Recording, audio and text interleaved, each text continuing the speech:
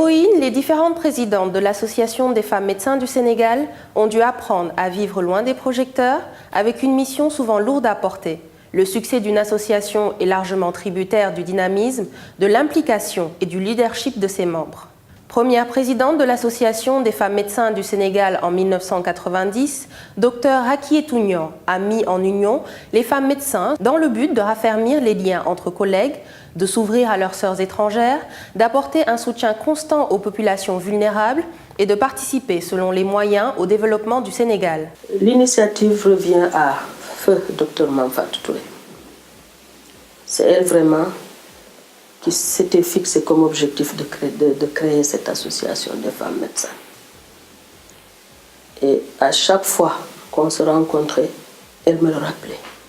J'en ai parlé à quelques collègues, elles étaient très enthousiastes. Et on a dit, bon, on va essayer de se réunir en petit noyau d'abord. On s'est rencontrés, on a discuté et on a convoqué une AG consultative. Dans le bureau, il y avait le professeur Mbayang Ndiaye, qui était secrétaire général, Dr Marilus Correa, il y avait le professeur Eva Marie Kolsek, Dr Fessoukaine Faye, qui était la trésorière, il y avait Dr Parisette Brassier Deveau, Dr Gisèle K, Dr Francine Koulibaly. C'était un bureau de 9 ou 11 personnes. La seule véritable activité sociale qu'on a eu à faire, c'était avec les femmes de Niaga, vers le lac Rose. Ces femmes extrayaient le sel du lac et ça leur créait beaucoup de problèmes d'hypertension. La phase de création bien ficelée, la doyenne de l'association, passe le relais à Dr Nafissatou Bachilindoy, qui entame un mandat de 4 ans. Moi, j'ai pris le relais à partir de 1992 jusqu'en 1996. Pendant ce temps, nous étions 4 et ça ne bougeait pas.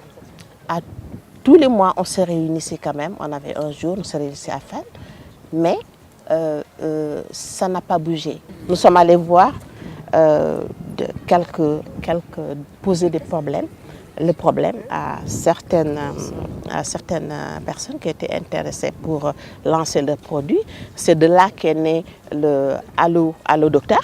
C'est de là qu'est née aussi l'idée de la télémédecine. On s'est dit que nous réunir toujours à Fann entre 4 murs ne règle pas le problème. Il faudrait que nous allions voir les autorités, taper à leur porte pour qu'ils nous aident à organiser quelque chose de grand. Monsieur le maire à l'époque, Mamadou Diop, nous avons tapé à sa porte.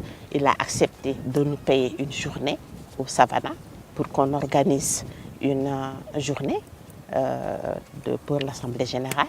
Et quand on a divulgué, tout le monde est venu. Dr Mamde Laba, 3e présidente de la FEMS de 1996 à 2000, a donné tout à l'association, de son temps, de sa personne partagée entre d'intenses occupations professionnelles, familiales et sociales de la FEMS. La discrétion et la disponibilité qu'elle cultivait se présentent comme les qualités qui faisaient qu'elle restait une mère pour nombreuses de ses collègues. Ces actions méritent d'être citées en exemple et constituent une source d'inspiration pour tous. Elle a par ailleurs donné une ouverture à l'association en continuant la volonté d'aller sur le terrain et de rencontrer les populations démunies et de comprendre par là leurs besoins spécifiques. En 2000, Dr Hadissatou Gaye prend les rênes en vue d'apporter sa vision et son abnégation pour une gestion beaucoup plus restructurée et dynamique. Mon mandat a été marqué par cette nécessité de rassembler les femmes médecins, d'aller les prendre. On a commencé par mettre un répertoire, on est allé les chercher. Nous avons fait des consultations sur le terrain. Nous sommes allés à Tambacounda 2 fois et nous nous sommes rapprochés du poste de santé de Médina où on faisait aussi des consultations. Et on s'est dit, mais pourquoi rester association? Pourquoi ne pas aller vers une ONG? Parce qu'on s'était rendu compte quand même que pour mobiliser des financements, c'était plus pratique d'être ONG. Et on a commencé à parler de plans stratégiques, de plans opérationnels, de sortir des axes d'intervention et de dire, bon, comme ça, on pourrait aider le ministère. C'est-à-dire que la FEMS se positionnerait comme un bras actif du ministère de la Santé. Ce que je voudrais dire aujourd'hui aux femmes médecins, c'est d'avoir foi en elles-mêmes, ça c'est important, et surtout d'aller vers la co-construction. Parce que je pense qu'on ne peut faire les choses qu'en étant ensemble. Aucune de nous ne peut aller seule. Et vraiment ensemble, je suis sûre qu'on arrivera très loin. Dr Nafin Djaïba prend la direction de l'Association des femmes médecins du Sénégal en 2003. Elle continue la phase de développement et souhaite pérenniser l'objectif, à savoir la valorisation de sa politique stratégique pour de solides retombées. Ce qu'on voulait à l'époque dans mon mandat, c'était de mobiliser. C'était un des défis de mobiliser. Mobiliser, faire adhérer les femmes. Est-ce qu'on prend les femmes étudiantes? Est-ce qu'on prend les femmes déjà médecins? Parce qu'il y avait un problème. Même les femmes médecins ne voulaient pas adhérer à l'association. On n'avait pas encore toute la reconnaissance de la profession et on était déjà en autarcie. On s'est ouvert. On a rencontré les ministères de la femme, les autres ministères, essayé de faire des links avec les autres associations de femmes, participer à des quinzaines de femmes pour s'ouvrir aux autres femmes. Parce que nous sommes femmes médecins, mais l'association elle n'est pas pour nous. L'association elle est pour les autres. On a essayé d'aller dans les zones où il n'y avait pas de spécialistes pour pouvoir leur faire des échographies avec les gynécos, avec les chirurgiens. Il fallait ramener la médecine vers les populations. Aller informer les populations, aller sensibiliser les populations. Dr Issa Diop Touré, de 2006 à 2008, prend la relève et est en face de nombreux challenges. Assurer la coordination du bureau, trouver des fonds, surtout pour traduire les rêves de populations démunies. Nous avions trouvé l'association dans une situation qui était assez intéressante, bien sûr, avec toute la mission, mais essentiellement la vision qui était de contribuer à l'amélioration de l'état de santé des populations.